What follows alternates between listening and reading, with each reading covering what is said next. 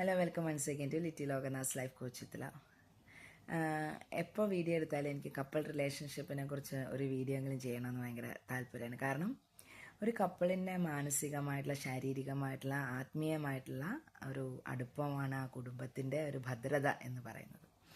അപ്പോൾ അത് എന്ന് പറയുന്നത് it starts from mind towards the body, and when those two gets united, the spiritual power gets developed in between the two. അപ്പോൾ അവിടെ നിന്നാണ് ഒരു ആത്മബന്ധം ഉടലെടുക്കുന്നത്. അപ്പോൾ മനസ്സ് എന്ന് പറയുന്നത് ഈ പറയുന്ന ബുദ്ധിയുടെയും കൂടെ അംശം വരുന്നത് കൊണ്ട് ഇറ്റ്സ് ടു ഡിഫിക്കൽട്ട്. കാരണം രണ്ട് വ്യക്തികൾ രണ്ട് സാഹചര്യത്തിൽ നിന്ന് വന്നു, they are having difference in opinion. ഇതൊക്കെ ആയിട്ട് കുറേ കാലങ്ങൾ ഇങ്ങനെ മുന്നോട്ടേക്ക് പോകും. അതിൻ്റെ ഇടയ്ക്ക് കുറേ സൗന്ദര്യപ്പിണക്കങ്ങളൊക്കെ ഉണ്ടാകും.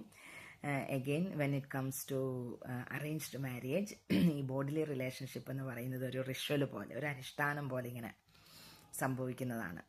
While in the case of A love relationship it happens with more pleasure, with more understanding എന്നൊക്കെ ആവാം. ആ ബോഡിലി ആയിട്ടുള്ള അറ്റാച്ച്മെൻറ്റിൻ്റെ കാര്യം പറയണം.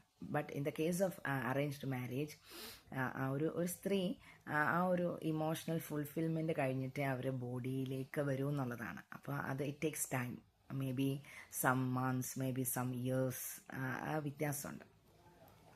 അപ്പോൾ ഈ ഒരു സംഗതിയിലേക്ക് കൊണ്ടുവന്ന ആ ബന്ധത്തിൽ തന്നെ നിലനിൽക്കുക എന്നുള്ളത് ഇറ്റ്സ് ടു ഡിഫിക്കൽട്ട്. അപ്പോൾ നമ്മുടെ ഒരു മലയാളി സമൂഹത്തിൽ, അല്ലെങ്കിൽ ഇപ്പോൾ നമ്മുടെ സമൂഹത്തിൽ ഒരു എക്സ്ട്രാ മാരിറ്റൽ റിലേഷൻഷിപ്പൊക്കെ ഉണ്ടാകുന്നതിൻ്റെ കാരണം they are not fully satisfied. Maybe the male or the female is not satisfied in a marital relationship. അതിൻ്റെ കാരണം തുടങ്ങുന്നത് ഈഗോയിൽ നിന്നാണ്.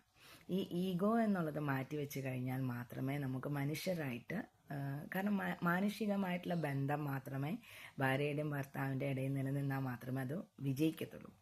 അല്ലാതെ എനിക്ക് ഇത്ര ഡിഗ്രി ഉണ്ട്, എനിക്ക് PhD ഉണ്ട്, എൻ്റെ ഭർത്താവിനതില്ല, അയാൾ ഡിഗ്രി മാത്രമാണ്, അതുകൊണ്ട് so why should I give more importance to him. ഈ ഒരു കാര്യം വന്നു കഴിഞ്ഞാൽ തന്നെ, അല്ലെങ്കിൽ നേരെ തിരിച്ചും വന്നു കഴിഞ്ഞാൽ തന്നെ ആ ബന്ധം തകർന്നു എന്ന് കൂട്ടിയാൽ മതി. അപ്പോൾ അവിടെ നമ്മൾ മിയർ ഹ്യൂമൻ ബീയിങ്സ് ആയാൽ മാത്രമേ നമുക്ക് വിജയിക്കാൻ പറ്റൂ. Moreover we should talk each other about the silly things that is happening in bed also.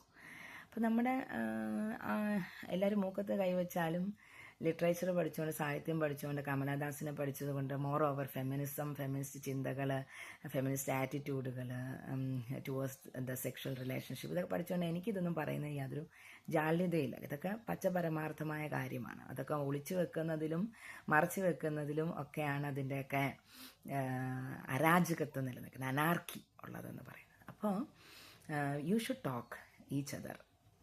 എന്താണ്, what is your most favorite place to touch, like a place to kiss, what you need at a certain time, what is your intention, or in which way you are getting the most pleasure, in what way, and the counterpartന്റെ കാര്യം ചോദിക്കാം. What is your opinion about this time? What is your favorite place to get the touch? ഇതൊക്കെ ചോദിച്ച്, കാരണം നമ്മൾ ആരോടും അല്ല ചോദിക്കുന്നത്, നമ്മുടെ ബൈബിളിൽ പറയുന്നത് പോലെ നമുക്ക് തന്നിരിക്കുന്ന ഒരു സ്വത്താണ്. അല്ലെങ്കിൽ അത് നമുക്ക് പിന്നെ ഹിന്ദുക്കളിൽ പിന്നെ പൂജാരി എന്താ സംസ്കൃതത്തിൽ പറയുന്നതെന്ന് പൂജാരിക്കും അറിയത്തില്ല, നമുക്കും അറിയാത്ത അവസ്ഥയാണ്. എന്തായാലും നമ്മുടെ സ്പൗസ് അല്ലെങ്കിൽ പാർട്ട്ണർ എന്ന് പറയുന്നത് നമ്മുടെ മാത്രം സ്വത്താണ്. അപ്പോൾ and this females especially, they have got that shame to disclose everything or talk openly all these matters. എങ്ങനെയാണ് അവർക്ക് അറിയില്ല. അപ്പോൾ അതിന് മെയിൽ പാർട്ടിയിൽ നിന്നുള്ള ഒരു കംഫർട്ട് ആണ് അവരെ അതിലൊക്കെ മുന്നോട്ടേക്ക് കൊണ്ടുപോകുന്നതെന്ന് പറയാം. ഓൺ ദ അതർ സൈഡ് മറ്റവരെ ഒരു പ്രായം തൊട്ടേ ഈ ഫിലിംസും അതുമൊക്കെ കണ്ടിട്ട് ഇങ്ങനെ റെഡി ആയിട്ടിരിക്കുകയാണ് അവർ. And they are only mostly they are men for body. അവരെ അങ്ങനെയാണ് സൃഷ്ടിപരമായിട്ട് ഉണ്ടാക്കിയത് തന്നെ അതാണ്.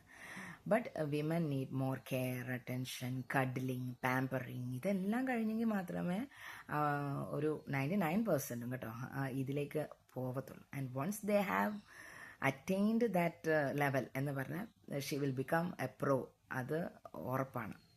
കാരണം പിന്നെ അവൾക്കൊരു വ്യത്യാസമില്ല, ഞാൻ നീ എന്നുള്ളൊരു വ്യത്യാസമില്ല, ഒരു കാര്യത്തിനും പിന്നെ ഒരു ഹിൻഡ്രൻസ് തോന്നത്തില്ല.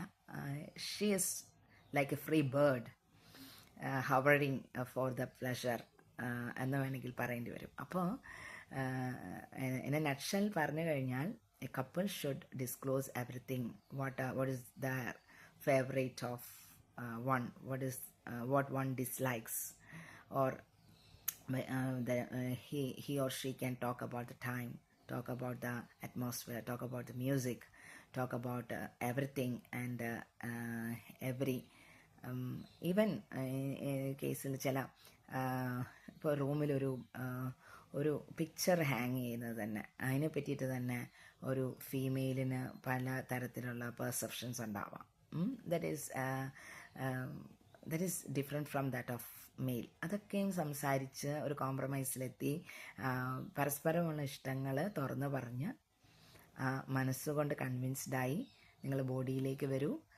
അവിടെ നിന്നും നിങ്ങൾ യാത്ര ചെയ്ത് മനസ്സും ശരീരവും എല്ലാ രീതിയിലും ടോട്ടലി സാറ്റിസ്ഫൈഡ് ആയി കഴിയുമ്പോൾ normally you can start the journey of the spirit.